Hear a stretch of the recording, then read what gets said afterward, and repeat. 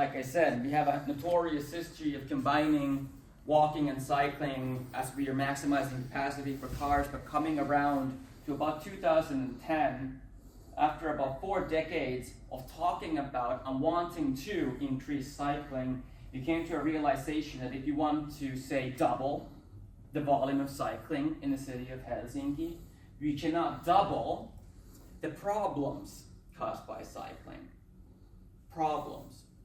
Well, let me elaborate. When you're combining walking and cycling, it's not that nice for the pedestrians if on that same path you all of a sudden have, instead of 3,000 cyclists a day, 6,000 cyclists a day. Pedestrian is the king in our cities. So we needed to change the way we plan our streets and we think about reallocating street space, and that starts from strategy, from a bottom-up approach. An urban mobility strategy was implemented in 2015 with the prioritization triangle, which you probably have seen before, the way cities should prioritize modes of transportation, starting from pedestrians, secondly coming to cycling, third, public transport, fourth, goods transport to logistics, and last, private cars. And the thing I always feel important to emphasize about cars is that none of this is about hating on cars, banishing cars, or just wishing that they would disappear. The car definitely serves a purpose in a transport system. There are trips that it's really suitable for, but the premise for planning a transport system in dense cities should not be based on the car. It needs to be on the same level with everything else in a good equilibrium.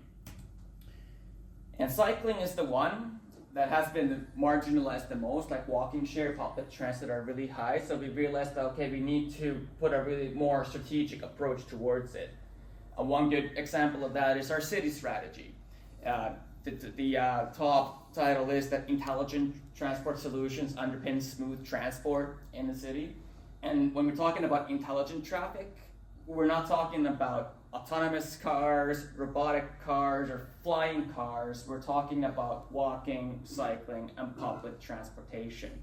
Of course, we have a future scenario analysis of transport made because we're aware that all this IT stuff, ITS, related to traffic exists, but we also know that our transport systems in the future are not going to be 100% based on that. There's a known urbanist in Denmark who likes to say that we need to look to the past to go into the future. And the single-speed grandmother bicycle is really a transport system with a transit mode of the future as well. And well, it's not just because we want to increase cycling. There's actually reasons we should, absolutely need to increase cycling. The one thing we've started doing in Helsinki in recent years is that instead of sprawling outward, we're now growing inward. So in this image, everything that's shown in pink are places where we're densifying the urban core. We're densifying the urban core and then we're expanding it. So we're expanding the density so that the dense urban mixed-use area will expand even further. And we know that if this was reliant on the car, the streets couldn't handle the increasing car traffic. And even though we're basing all this on sustainable modes, car traffic will increase anyway, so we need to make sure there is that balance. So when we're building new, that means that the new streets that we're building also include world-class bicycle infrastructure, and then old streets in the inner city are to undergo a complete overhaul with distribution of space to make sure that we enable cycling for people of all ages and abilities. And we're doing this not just to make transit smoother, we have emissions reductions goals, just like everybody else. Helsinki has decided to be a front runner in the Finnish context. The entire nation of Finland aims to be carbon neutral. I don't remember, I should, but we're so focused on what we're doing here in Helsinki, but I think it's 2050. Our initial goal for carbon neutrality was for 2035. But with the latest government, they said, no, we want to be carbon neutral by 2030. And the Carbon Neutral Helsinki plan has over 100 measures for different different actions regarding heating systems, electricity, and mobility transport, over 100. And there's one for bicycles. And it says that the bicycle, we've recognized a 2% carbon reductions potential for bicycle traffic, and in order to reach that 2%, we need to double the volume of cycling. And the 2% might sound like a little, but as I mentioned, over 100 measures, many measures with 0.1% carbon reductions potential. But if you want to reduce emissions this much in 7 years, we need to flip every stone. And we need to do a lot of things to make that happen. So we have a bicycle action plan for the City of Helsinki, which is based on that goal to help the city reach carbon neutrality. And we know that if you want to double the volume of cycling, we need to make Helsinki a year-round cycling city, fit for people of all ages and all abilities. So not just the avid cyclists, but everyone. We need to enable cycling for everyone so that it will become normal, it'll become attractive, and in doing so, reaching a model share of 20%. So once again, making it suitable for everyone, but not aiming that all trips will be done by bike, just from 11% to 20%. And we have 5 sub-goals in order to meet that goal. And the most important thing to make the cycling the normal, easy solution is to make sure that every single destination in the city is reachable by bicycle, and that's in a most direct and safe manner. So everywhere you need to be able to use a bicycle, but that does not mean that you need to build bicycle paths everywhere. You just need to make sure that cycling is possible on all streets in the city. Secondly, you need to take care of this infrastructure year-round. And just like in Estonia here, winter poses a specific challenge, and that's where it's most crucial that we make sure the maintenance runs properly. Helsinki is growing rapidly. Last year we grew by 10,000 people in a single year. So there's a lot of construction going on. We're renewing our streets, we're building new housing for people, so there's work sites going on. And one key thing is that we need to make sure that, just like other modes of traffic, cycling also has a safe detour around the construction sites. Then fourth, as we know, every trip done by bike starts and ends in bicycle parking, so we need to make sure that we have proper amount and proper quality bicycle parking, and we need to have the amount in relation to the goals that we have, not for the current volumes of cycling, but for the volumes that we're aiming to reach. And last but not least, communication. We need to tell the people of Helsinki why we're doing this and what the impacts are. And the biggest message is that we're not doing this to raise the bicycle onto a pedestal. We're doing this so that people can also use the bike to move just as normally as they can use their feet or public transport. And in doing so, we're making the city more vibrant, we're making the citizens more healthy, and we're reducing emissions. It's a win-win situation, not for the cyclists, but for everyone in the city. And we have some basic principles on how to make cycling easy. And the first and foremost is, like I said, not building bicycle paths everywhere. It's like the Dutch say, mix if you can. So when you have low car volumes and speeds maximum of 30 kilometers an hour, bicycle traffic can share the space with cars. But when we have over 2,000 cars per day and they're going over 30 kilometers an hour, we separate. We build proper separate bicycle infrastructure. And it's not just one street here or one street there, it's everywhere. So it's an integrated approach. And it actually starts not with bicycle planning, but with proper car planning. You need to have a properly planned network for car traffic so that you can integrate bicycles in it. And this is where especially the Danes have drawn it out in a really simplistic and understandable way. We know that there's many classifications for streets in the network hierarchy, but you can basically split streets in the city into 2 categories. It's streets that have a flow function, so there's through traffic for cars, and then there's streets with an access function. So streets that basically just make sure that you can reach destinations in the local areas.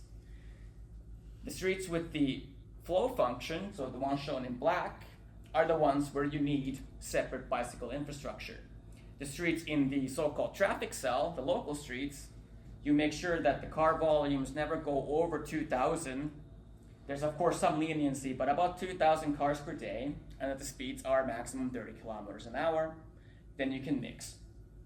The Spanish, they call these super blocks. The English call them low traffic neighborhoods. The Dutch have called this regular traffic planning since the 1990s. Same with the Danes. So if you compare this schematic to the inner city target network for cycling that's on the picture on the right, this is how it shows. So in red, you see main routes for cycling that are unidirectional, one-way cycle tracks on both sides of the street. Yellow, the blue is bidirectional, so usually separate bicycle paths that are two-way. So if you look at where the main streets go, they basically cover where we're aiming to have main streets for cycling, excluding the dashed lines or the dotted lines in blue mostly, and those are bicycle superhighways. So they go separate from the car infrastructure and they complement the main network for cycling. Now you may also wonder what these lines are about. They're basically there because we're uncertain which way we want to go with those streets in particular. So like I said, there's two options. You can either mix or separate. So with those streets, we either want to build bicycle infrastructure or direct through traffic for cars elsewhere. And we're currently doing a transport system plan for the inner city where we are making those decisions on which way to go. But we haven't made them yet. But it's not just about the bicycle. One key foundation for a good cycling city is good public transit, and I went on boasting about how great our public transit is, but there's definitely room for improvement.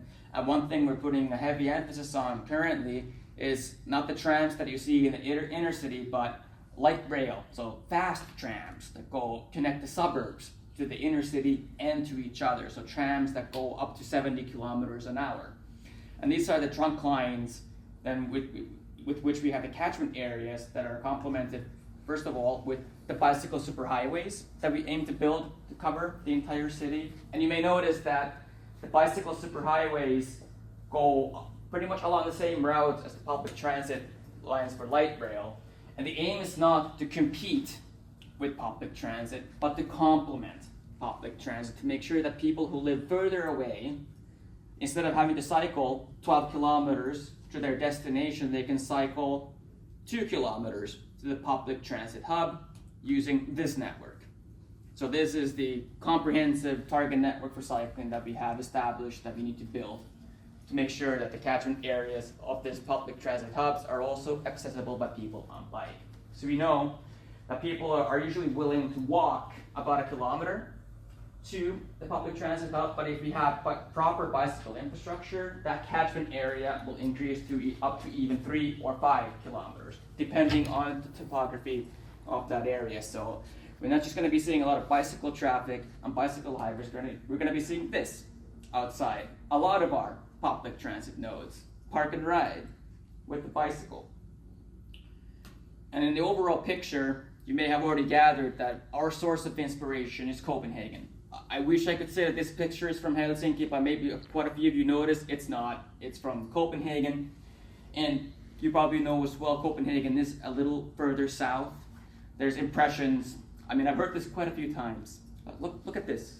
It's sunny, it's warm, it's flat.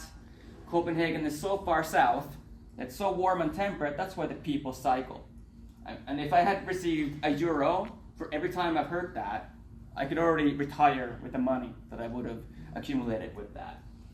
So I always like to show them the next picture taken from the exact same spot. It's true that this doesn't occur in Copenhagen as often as it occurs in Tartu or in Estonia, in Tallinn or in Helsinki, but it happens. But the funny thing is that these tropical Danes are not freaked out by it. They continue cycling. And the real funny thing is that us Finns, We take pride in rolling around the snowbank naked or drilling a hole in the ice to go swimming. We consider that normal, just like you guys probably do. You have sauna culture in Estonia as well. But this, many people consider extreme sports. Yeah, it is hilarious. And then, I mean, this is just icing on the cake. This is from the Netherlands, which if Denmark is south, the Denmarks are subtropical. It snows there too sometimes. And even they are not freaked out by it. Only one. Yeah, it's only one. Only one cyclist. But she's still there. Small. And this picture's from Helsinki. So the message with this one is that, yes, cycling volumes currently, they do drop during the winter time, but they don't go to zero. And we actually see really utilitarian style cycling happening just in lower numbers. It goes down to about 1 to 2% share of all trips in the winter, which in the amount of trips that are done in Helsinki overall means still about 20,000 trips per day on bike in the entire city. So you're not going to see bicycle rush hour like this, but you'll see cyclists still everywhere. Individuals mostly, but you still see them. So we know that we can make it happen. And this is the plan for the inner city. So once again, in red, unidirectional bicycle infrastructure, in blue, bidirectional bicycle superhighways. We get a lot of feedback on having already invested all this money and not having seen the model share go up.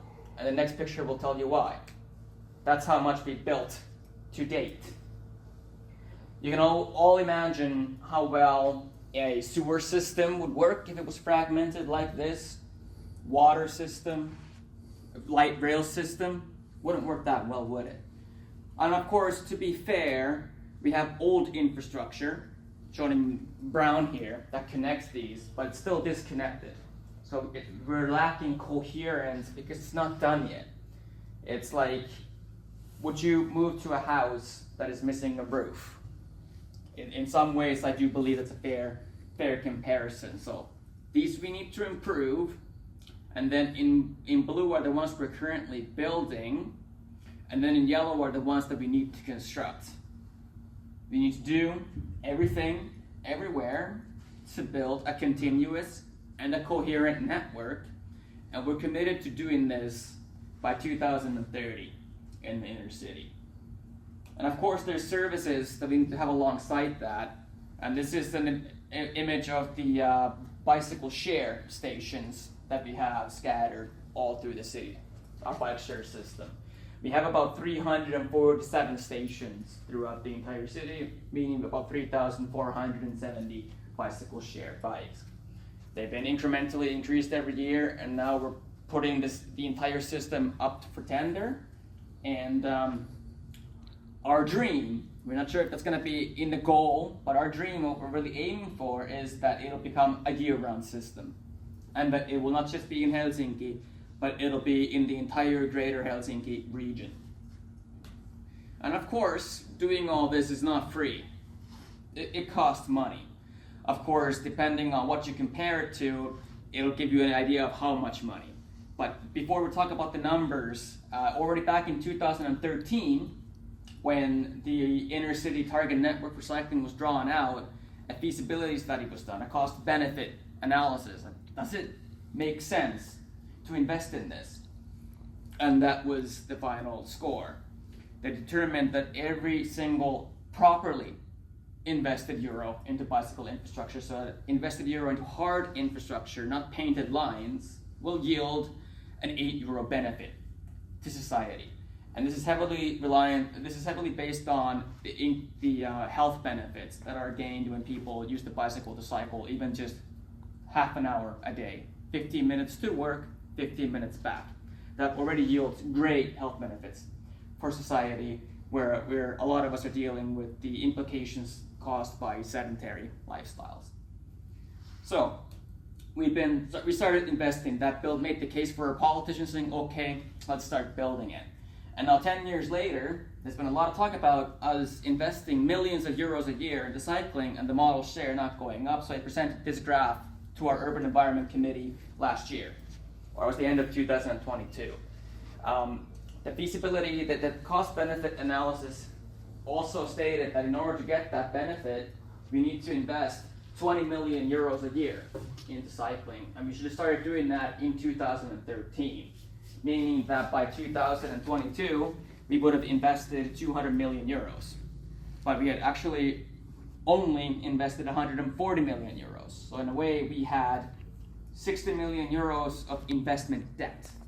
We had not been investing enough, and hence we had not built a comprehensive network enough to start seeing the benefits, the impacts of creating a continuous network. And their response to that was, okay, let's start investing more. So in 2025, next year, the investments budget for cycling per year will go to 30 million euros. And in 2026, it'll go to 40 million euros a year. So almost 60 euros per inhabitant of Helsinki. Actually, when you jot it down to how much that is per inhabitant, it's not that much. That's about as much as the city of Amsterdam is still investing into cycling. And yes, 40 million euros is a lot of money, but that's only about 15% of our entire transport systems budget. So 85% of the investments will go to something else than cycling still. And with that money, we aim to have the inner city target network completely built, as well as the citywide bicycle superhighway network. And we're not stopping there, because after carbon neutrality, we want to be carbon zero and eventually carbon negative. So we're going to build the network to cover the entire city by 2050. And I mean, the development could have gone a very different way. This changing paradigm started happening in 2010, and we're still kind of turning that big freighter boat in the narrow canal. It's a lot of work. If you look at the target network for cycling that was established in 2016, it looks a lot like a different target network drawn out by Smith and Polvinen in 1968. And that is not a transit system map, that is not a bicycle map, that is an urban freeway, urban highway target network that was drawn out in 1968. And I showed you the plan for the downtown of Helsinki. The plans were drawn out by Helsingin Sanomat recently, that we would have seen infrastructure like this had that target network been implemented. But instead, we're building highways like this, or we're building trunk lines like this, light rail with world-class bicycle infrastructure embedded into the same project. So whenever we have a light rail project, we're also building bicycle infrastructure on the side.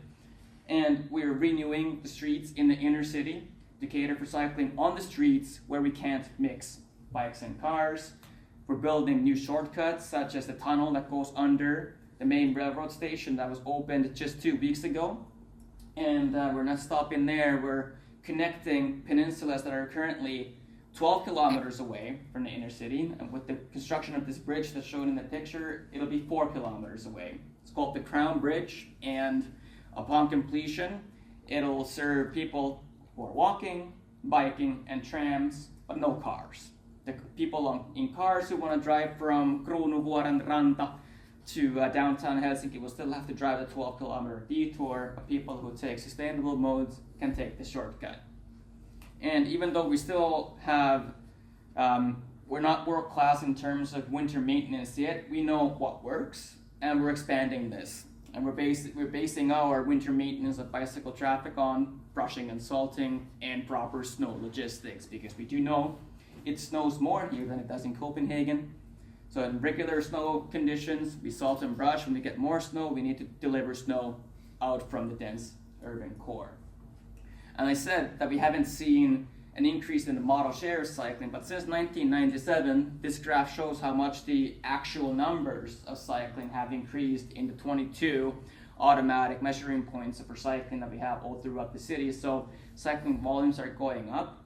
And from the data that we've analyzed from the recent couple of years, we're seeing an indication that the rate at which the bicycle traffic volumes are rising may be increasing. It hasn't been completely audited yet, but we're seeing indications that we might be seeing a model split starting to occur. So we have a lot of work to do here. Our goals are heavily ambitious. We're not doing it just for cycling. And I'm not doing this alone. We have a big team. We have me and 4 other professionals whose time is 100% dedicated to improving bicycle conditions such as bicycle parking, the bike share system, maintenance, wayfinding, and we all work together in cooperation with different divisions, different stakeholders, and internationally to transform our city. So thank you very much for your attention. I hope I didn't bore you with my speedy monologue, and I really look forward to some questions or comments. Thank you. I'm sold at least. So where should you start? In Tallinn, and perhaps I am from a local government where there are 25,000 inhabitants, and in urban area currently there are 15,000, and the potential is 20,000 and plus. So our politicians are saying that we don't need a separate bike lines and walking lines, but the sufficient is kevytliikenne lines or kergliiklusteed. So what do you answer to our mayor? Those are always really tricky questions, and I dare say that that's the same rhetoric in municipalities of the same size in Finland as well. If you're outside the urban core, usually combining them works because the volumes are not that high. But when you're in the center, the urban center, be it in a municipality of 20,000 people or 200,000 people, you do have a higher volume of pedestrians. So if you really want to promote pedestrians, you do want to remove the bicycles from that same path. And even though you're a small municipality, you do have that potential. Usually they're rather compact in the middle. If you make it favorable for cycling, the mode share will increase. And at the same time, if you build a separate infrastructure, you're dedicating the pedestrian space just for pedestrians. Yeah, thank you. We do have actually a quite high rate of pupils cycling to school. Like last week, I counted like 57% of all pupils cycling, and then we have those kevytliikenne lines even there, like 1,000 and more pupils school. So yeah, I see the potential also for separate lines. But yeah. Yeah, to gain the political support, you need to do a lot of different things, and one is talking about the need for separating, and one is of course the benefit for pedestrians, but the other big thing is just the benefit to society. Because when you do build this proper infrastructure, you might get 100 new trips on bike, and even the 100 new trips on bike will reduce obesity, will reduce sick leaves from work, will increase productivity, and it return a benefit to the entire society. Yeah, true. What do you think, where the new cyclist is coming? Are those who now driving the car, or they use the public transport, or the pedestrian? Do you have some researches about that? Where the new bicycles coming? What they used before and now they use the bikes?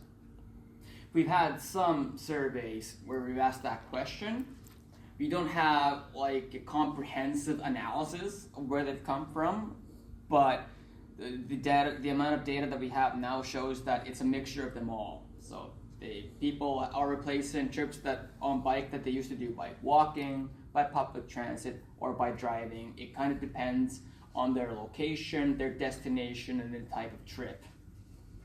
But yeah, it's from them all. That's why I'm talking about a balance in a transport system, and then that's why also the big focus that we're putting on now is to make public transport more attractive by making sure they're easy to reach by bicycle, because people who take longer trips by car are not going to replace it just with a bicycle. It needs to be a travel chain. Could we steal your plans and strategies and all this you just showed us for Tallinn, for example? Well, I mean, if because we have stealing them will create a more impact. If you say you stole them, will make them take them more seriously. Then sure, but I mean, you can take them. They're open source. I mean, not open source. They're free. Thank you. I mean, for everyone. how do you see if they work in Tallinn? We have quite similar like temperatures and snow conditions and so forth. Yeah. The urban fabric is really comparable. Climate definitely very comparable. I'd say, I mean, we haven't reinvented the wheel. We're doing what they've done in Copenhagen and what they've done in the Netherlands, and we're already seeing that it works here. So definitely, yes. The biggest challenge is building the case for it. And that's where, local kind of cultures and different ways of communication come to play. But if we're talking about just the principles that we have here and the strategies that we have, yeah, I'd say they are transferable. So the main risk of failure is communication, basically. The technical part should match, but we need to communicate to politicians, to the people. Yeah, that's where the emphasis needs to be put. Yeah. Thanks. This way we can take a leap, big leap, as we did when we digitalized our government, and we didn't digitalize paperwork, but we leaped over and we did in a different level. I think I see a huge potential here by taking over your brain work and just start implementing, translating this, and dealing mostly with the communication part, which is you're free to steal it, but it's available for free. If by saying that you stole it will create a bigger impact, then you can say you stole it. Thank you. I mean, the climate thing is often brought up. I mean, even cities in Germany are saying that it's too cold to cycle. That's why we always like to bring up Oulu. Have any of you heard of Oulu? Yeah. 600 kilometers north from here. It's just as much further north from Helsinki as Copenhagen is further south. I was in Oulu 2 weeks ago. No leaves on the trees, snow still on the ground, the sea half frozen, and they're walking outside in their t-shirts because it was +7 outside and they're saying it's summer. And their model share cycling in the winter is higher than the model share cycling in Helsinki is in the summer. For the same reason, it's been made easy everywhere else except downtown Oulu. But they use the same SCAFT principle as Sweden and Helsinki did before, and they made really good bicycle routes where there's a lot of open space. So there's really direct routes to connect all the suburbs, and boy is that city sprawled. But when you have proper connections between those suburbs and connecting them to the edge of downtown, Oulu is a good example that even with that kind of infrastructure, you'll get a 20% model share in the summer in a city that is literally 100 kilometers south of the Arctic Circle. Yeah. You told about changing the way you think about the cycling network, bidirectional, now unidirectional. Mm-hmm.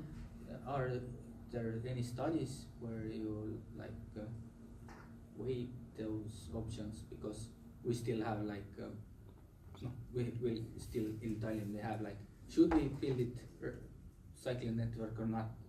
It's we are in. How should we build it? Bidirectional or unidirectional? And one of the challenges here is maintenance, actually. Yeah. The narrower lines are, the more effort you need to put into maintenance, basically. It's space also. We don't have enough space.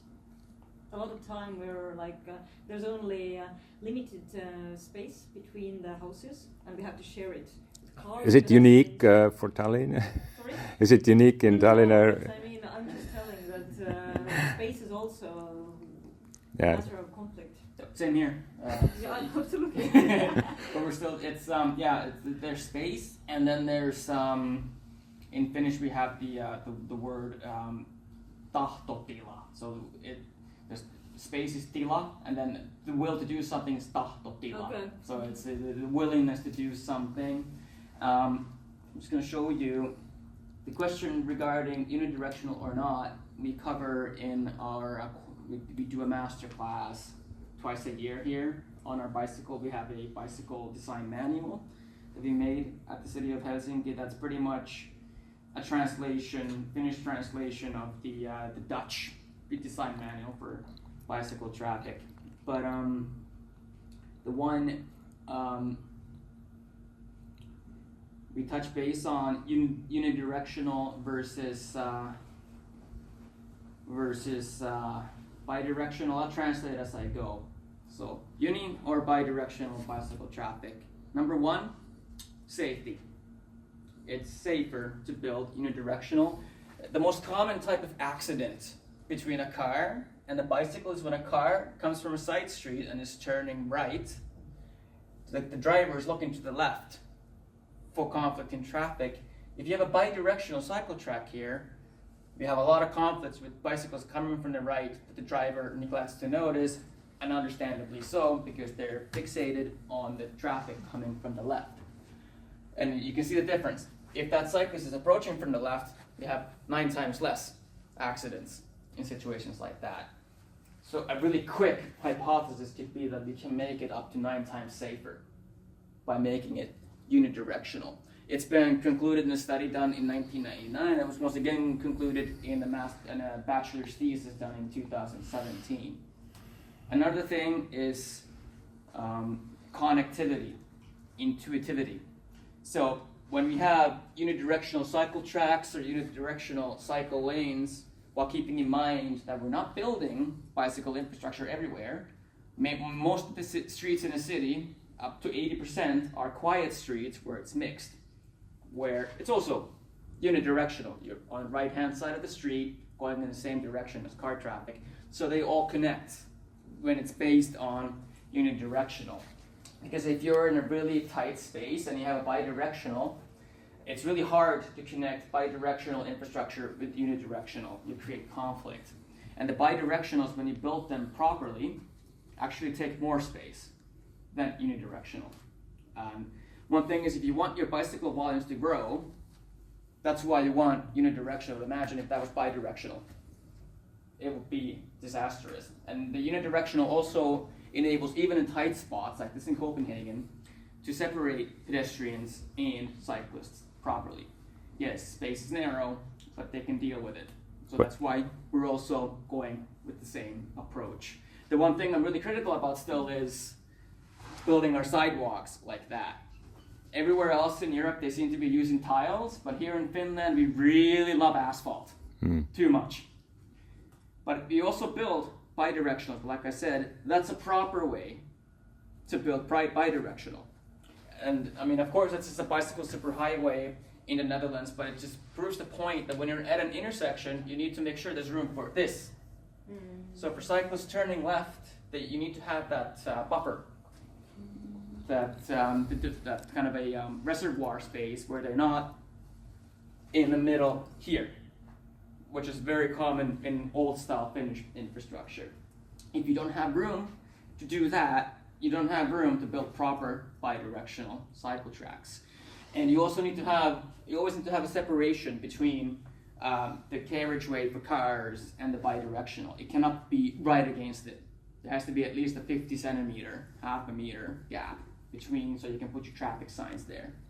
So for bana or highway, you are using bidirectional, or when it's separated from car traffic.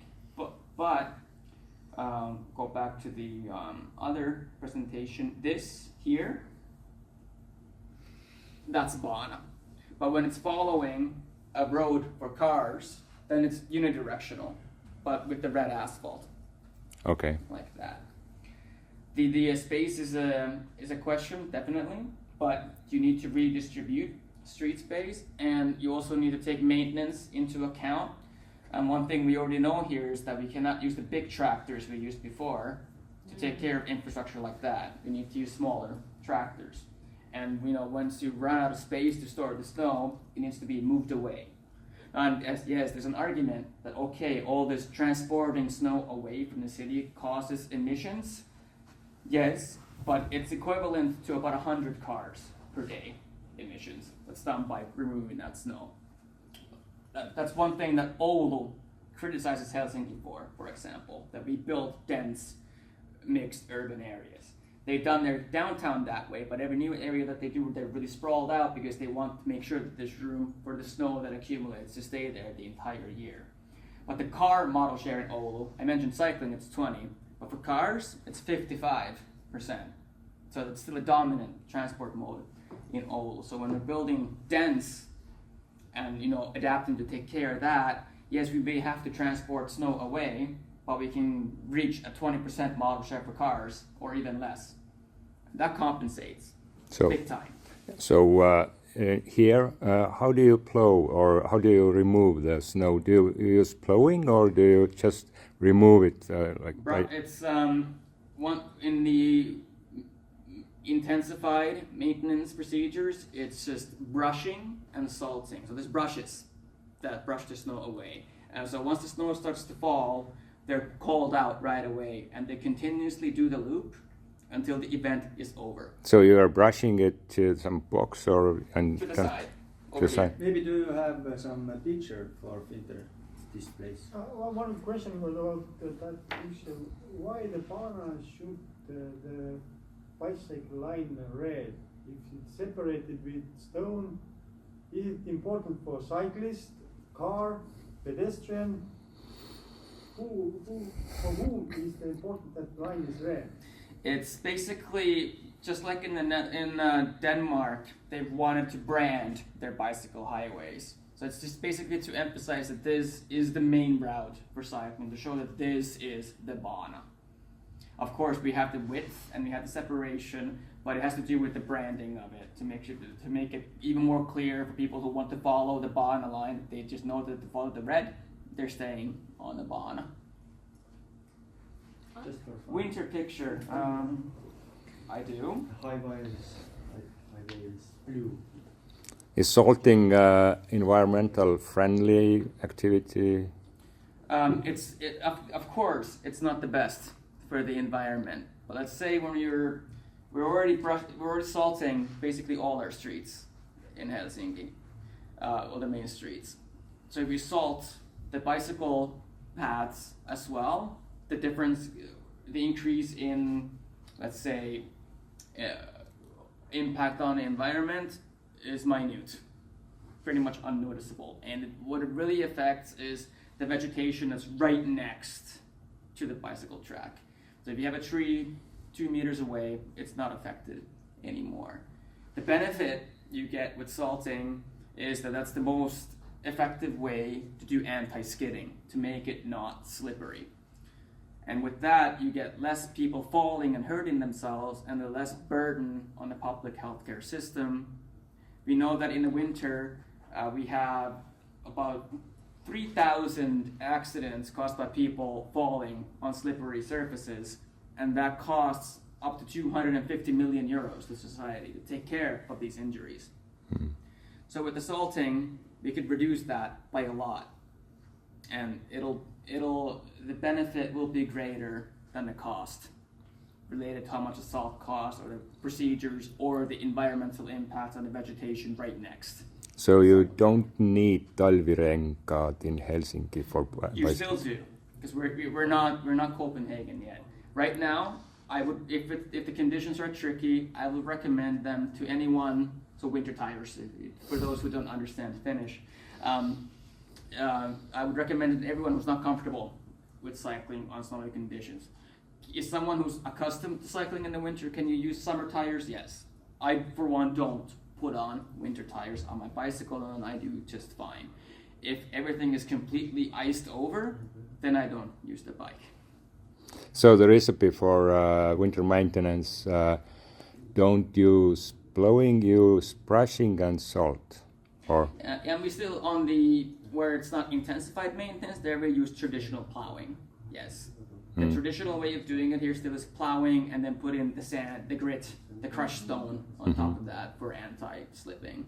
But on our basic, where we have the intensified winter maintenance, that's where we do brushing and salting. I do have some images of winter. Maybe you have some video. For the A little winter, documentary, perhaps. The winter is same Not here yet. as in Tallinn.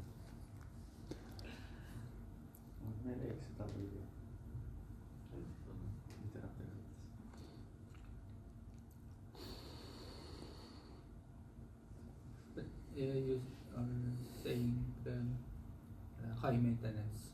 There's Panas, then are like high maintenance Yes. areas, and those are like certain routes. yeah, they are.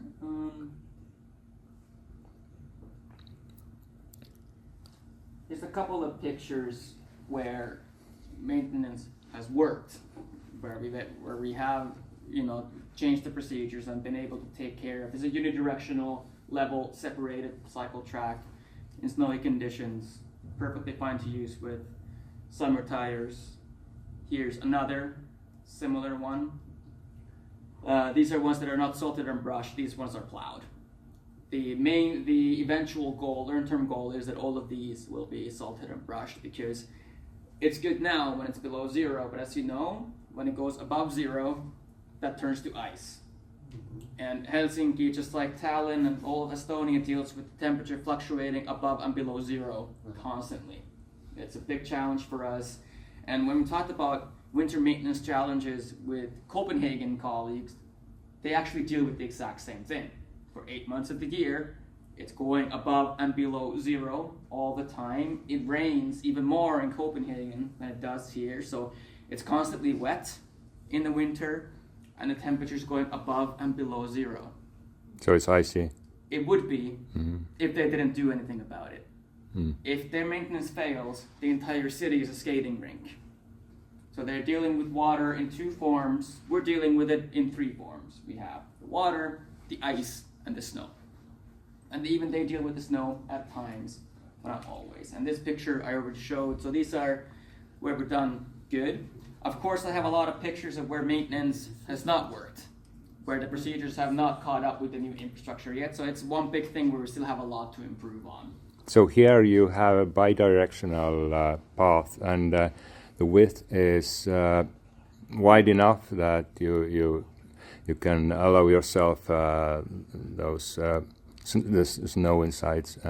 But if it's narrow one side, then it's more challenging to It's more get. challenging, but it's a good example. We make them 2.5 meters wide, which allows you to gather snow here. I mean, this is after a low snowfall accumulation, but we can store quite a bit of snow on the edge of the 2.5 meter wide unidirectional cycle path, just like they do there's some pictures from Copenhagen. They're more narrow there. When it snows in Copenhagen, that's how they do it. So they take a portion of the width of the cycle track and they gather the snow there. Oh, nice idea. And of course, in Copenhagen, that snow usually melts in a week. For us, this year this lasted for 5 months. So that's why once that starts to accumulate, we need to transport the snow away. You mentioned about the routes. I assume you already have like main routes for cycling. Yes. But they are like suitable for cycling. They don't include like cycleways, cycle paths. Just suitable. Well, yeah, yes and no. I mean, actually, Helsinki has 1,300 kilometers of cycle paths, and a lot of that is the kevytliikenne, so the combined paths for pedestrians and cyclists. This style, I mean, best Copenhagen / Danish standard bicycle infrastructure, we have about 80 kilometers now in the entire city. The aim for the inner city is to have 140 kilometers, and then for the entire city, we haven't calculated it, but it's about 400 or 500 kilometers. So a lot of that is redoing old infrastructure, and actually quite a bit of it is removing cycle paths in areas where we don't need them.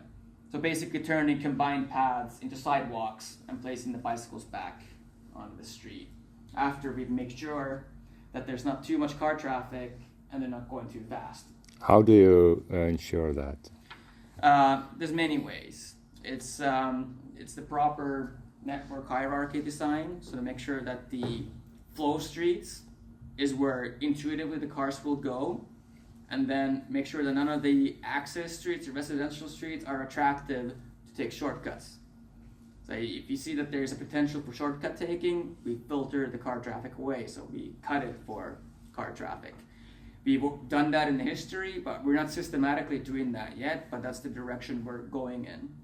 But making sure that all the streets that are in a local area have a maximum of 30 kilometers an hour, that we've already done. Do speed reduction elements such as speed bumps, narrowings, and chicanes and stuff like that to not make it attractive to drive through. So when you don't have any unnecessary through traffic, but only traffic that's arriving in that area and leaving, then we make sure that there's not too much car traffic on those streets. The most important precondition to cycle when you don't have a rental system is you need to store your bicycle at home. How do you ensure that this is possible? Historically, most apartment complexes in Finland do have like a outdoor gear storage room, which essentially is a bike storage room. So there usually is a storage room where you can leave your bike. And that's what I use as an example for the potential of cycling, because you go to any apartment building complex in Finland and you look at that room, they're full of bikes, absolutely crowded with bikes, but they're not in use daily. So I always ask people in Finland, imagine you go to your apartment complex bicycle storage room. Imagine if all those bikes were being used every day. What would rush hour look like in our cities? So yeah, we've done that. Then of course older buildings like the historic center of Helsinki, those buildings don't have it. People keep the bicycles in the courtyards. And then in places like in the inner city on the streets, we're placing the staples, as they call them in English, so the racks that you can lock the bike onto by frame. We're adding 900 pieces of those staples every year to enable for the residents to store their bikes and people who are just arriving in that area, commuting there by bike, to store their bikes safely. Do you have some planning requirements for that? Yes. Yeah, and it's included in our bicycle design manual, the bicycle parking manual. So the one place per 30 square meters in It depends on the location. I can show you. Nice, thanks. The law to have a bicycle room or storage area has been for a while. Yeah, it's in our zoning laws that there needs to be a room like that for people to store carriages for babies and sleds and all that, and usually it's combined with bicycle parking as well. Many apartments, there's plenty of room, but it seems that every apartment that I've lived in, they're always packed. So like right now where I'm living with my partner, we are forced to keep our bikes outside for that reason. So we have, unfortunately in Finnish, but we have this is the bicycle planning guideline, design manual for bicycle traffic. We have junction design, places where different style infrastructure connects, how to do it properly, road markings, and this is what was asked, is bicycle parking. So we have an entire section on bicycle parking, and the one that you were asking about is how much bicycle parking you need to add. So I recall it's in this part. You need to add AI chat box here. Yes. for questions and answers. I do. Usually the questions are not this detailed, but I'm happy to answer them. Was it here? Sorry about that. All good. Wasn't that part? So then it's I'm just saying I have used it with Google Translate Yeah. and it works really well. happy to hear that. So here we have it. Say apartment complexes, long-term parking, 1 bicycle parking spot per 30 square meters. For short-term parking, 1 parking spot per 1,000 square meters. Then row houses or duplex buildings, it's 1 per 30. Mhm. And then we have it also for schools, short-term, 1 per 90, long-term, 1 for every 2 to 3 pupils. This is one thing that we're aiming to make that 1 per every pupil in the future, but we know that in schools in Helsinki, especially a lot of kids walk because they live so close, and the rest use bikes or public transit.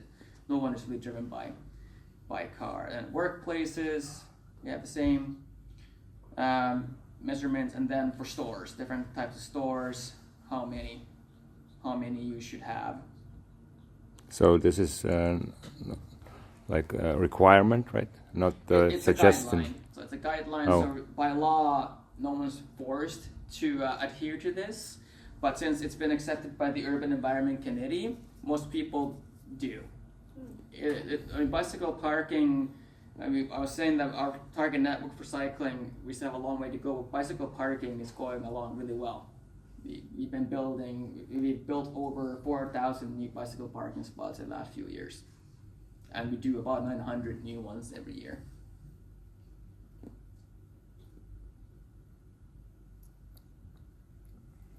Impressive. We try. Thank you. Is it all free for parking your bicycle, or is it need to charge? 99% free of charge. And we also know this from the Netherlands, for example. They say that only for, like you've probably seen the images of the really great bicycle parking facilities that they have in Utrecht, for example. There's a portion where you do have to pay.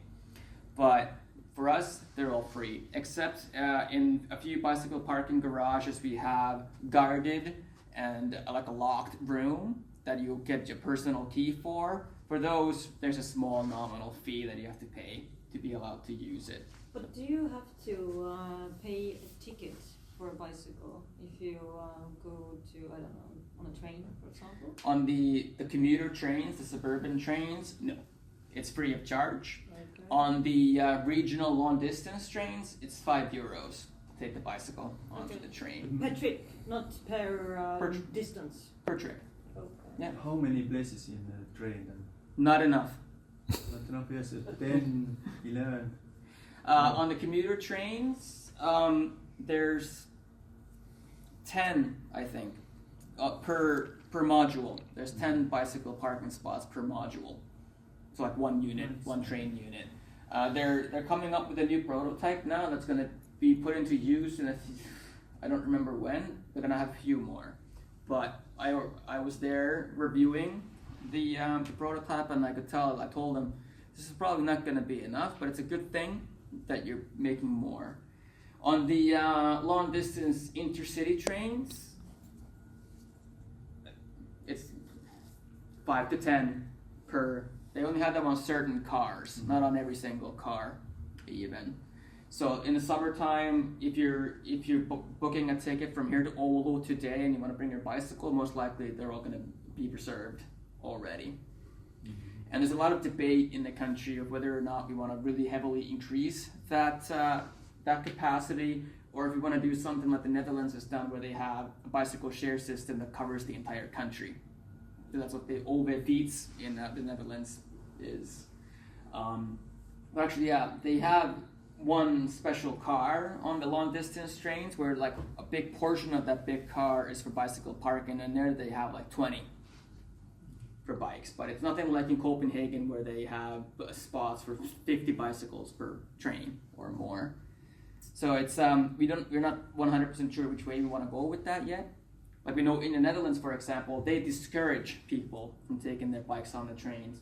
Understandably so, because if it was free and allowed like it is in Copenhagen, for example, all their trains would just be full of bikes.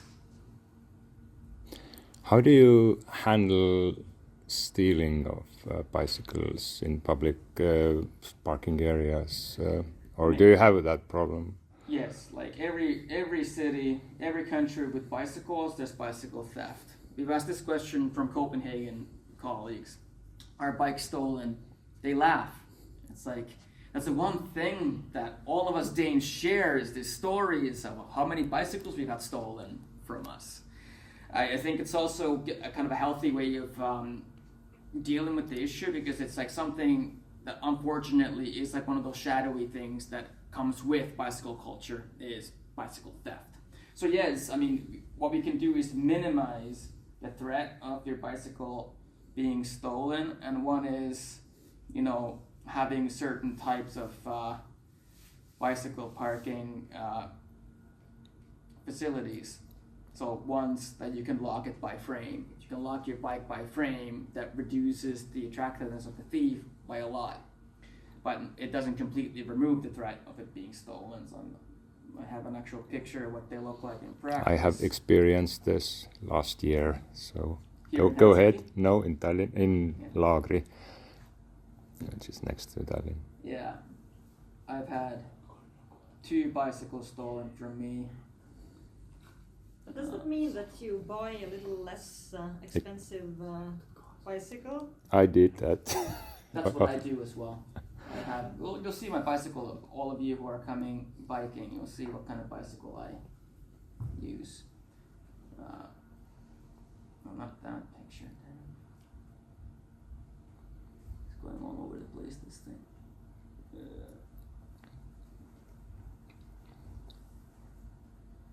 So here you can kind of see, so this is staples like this.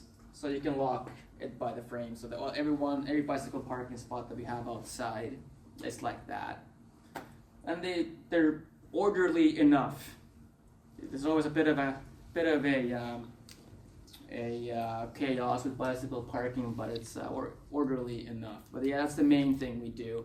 And then in our public transport hubs in Pasila, where this picture is from, and now downtown, we're building bicycle parking garages, like miniature versions of the types they have in the Netherlands, where you have the double-decker bicycle parking. Yeah, we noticed in somewhere in Espoo next. Yeah, they have it in Leppävaara, Espoo. Yeah, Leppävaara was that. And Yeah. we have them all over many cities in Mall of Finland. Triple, there was two very big. Yeah, Mall of Tripla is the one I'm talking about in Pasila. Yeah, that's where whenever I take the long distance train to go somewhere, I park my bike there. But there is free too. It's free. I saw in Dublin lockers. They use shelves, lockers where they could put the bike. Yeah, we've heard about those, and I mean we've considered where we could use them. The big challenge we see with those is that they handle high volumes rather poorly. But in certain residential areas, for example, where we can't provide parking inside the buildings, it's something that we have considered. Or there's bigger lockers that you can put even 10 bicycles in. That might be beneficial to replace some on-street parking spots with.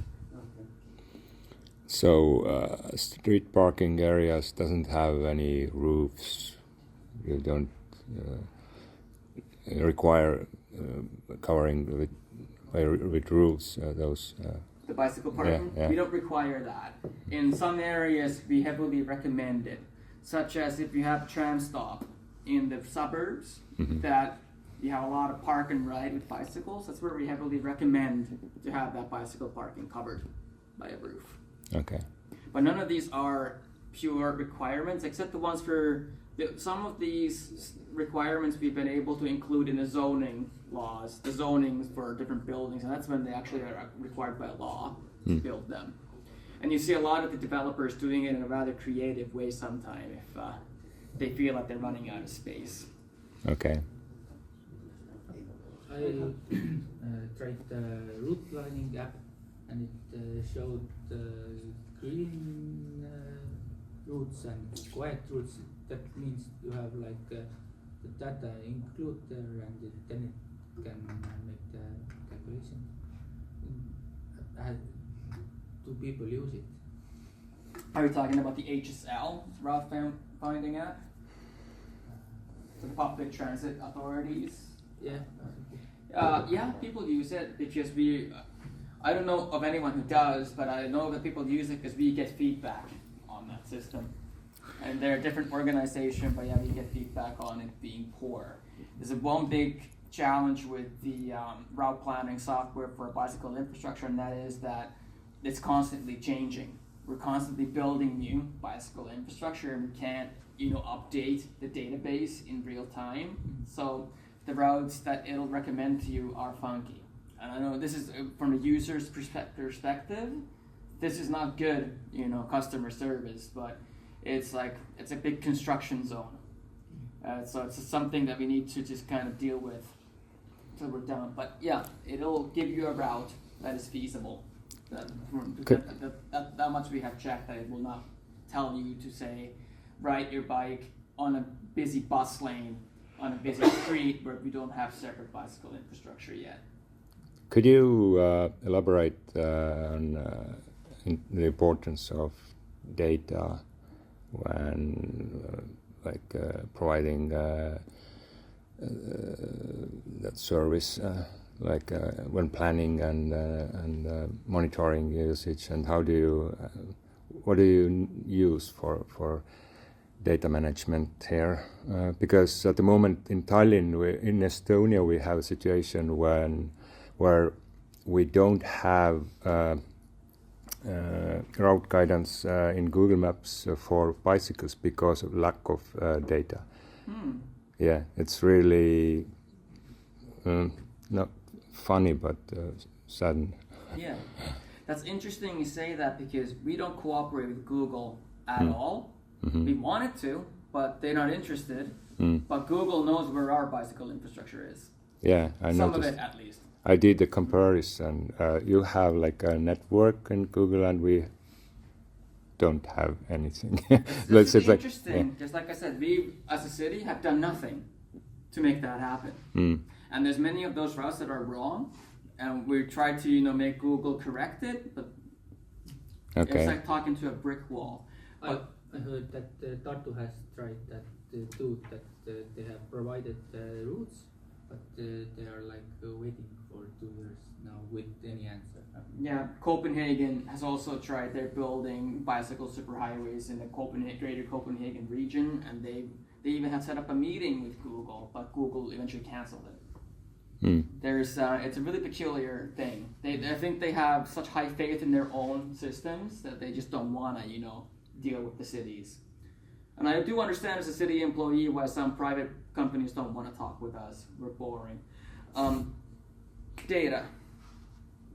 I attended this course in Copenhagen where they said that, not religious or anything, but in God we trust, everyone else bring data.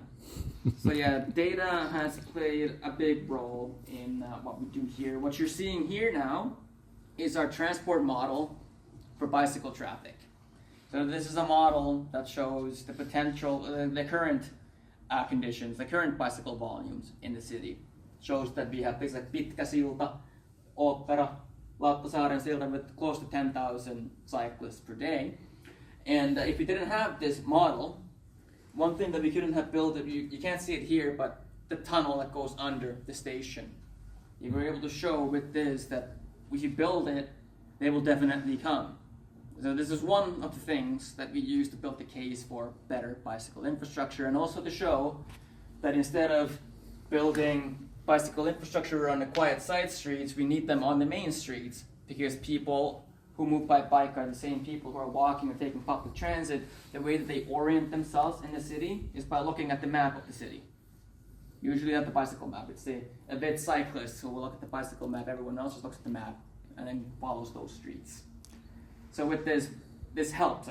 So you need to calculate the return of investment, and the data helps here. So. Yes, big time.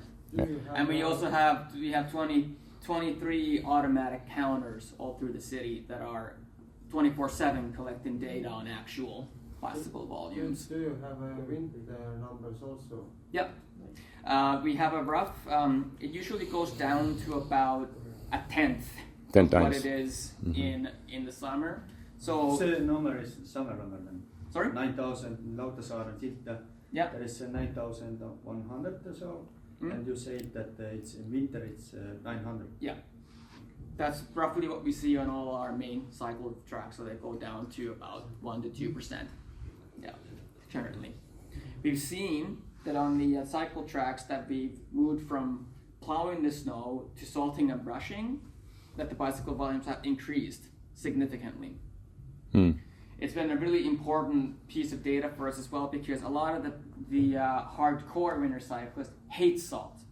That we get a lot of really negative feedback on using salt because it's breaking their bikes, but then we're seeing that, well, the bicycle volumes are going up and we're having less people falling down, so it's worth it. And we also know that they use the salt in Copenhagen, they use the salt all throughout the Netherlands, and the people are happy. They're happier with a rusty chain rather than a broken hip. Is the rental cars all over the year? Yep. In street, yes. Yep. And you can in winter I can use these, and in winter time I can use the city car, it's a bike. Yeah. Yeah, you can. And the public transit has bigger coverage during the winter because there's more people using it. So I mean, if you're anywhere in the city and even if you're on a bike and your bike breaks down, there'll be a tram stop, bus stop, metro stop, or train stop within a walking distance of where you are. Yeah, and your goal is to increase all year round usage of cycling to the same level, like 20% or whatever. Well, the 20% goal is the time of measurement. It's the transport study that's done in September of each year. So we know that at that time in September, we're now at 11% model share. And that model share we want to bring up to 20. The year-round model share will not be 20.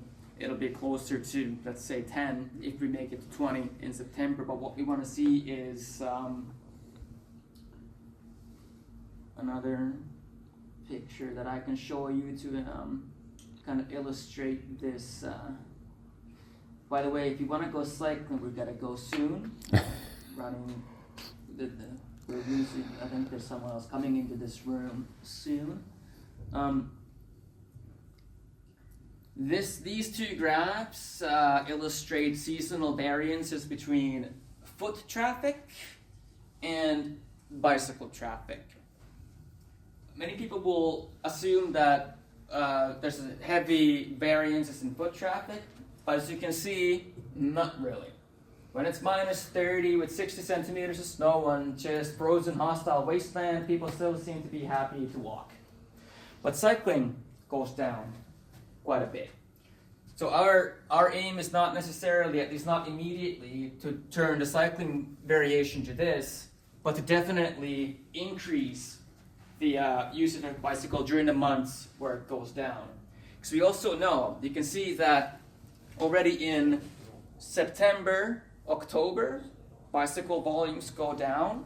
But you know what weather is like in September, October? Windy. It's windy, but it's not that bad. It's okay. So people have this mental attitude towards cycling that summer is over, I'm gonna pack my bike away. So that's also where mobility management and communication and marketing will come into play once we have a comprehensive maintenance system where we can promise that the main route for cycling after a snowstorm will be in usable condition by 7 in the morning. We can't do that yet. When we reach that, then we can start the marketing thing. So if you can see this high share of walking throughout the year, we know that cycling can be brought up as well because they're dealing with the same conditions, the people walking and the people cycling. Yeah, it's mostly a stereotype that we can't use bicycle all year round because of whatever reasons. Yeah, there's many excuses, and I mean it's understandable because that's what it is, the status quo currently. I'm just gonna see if we need to run out of here because I had this booked for 2:30.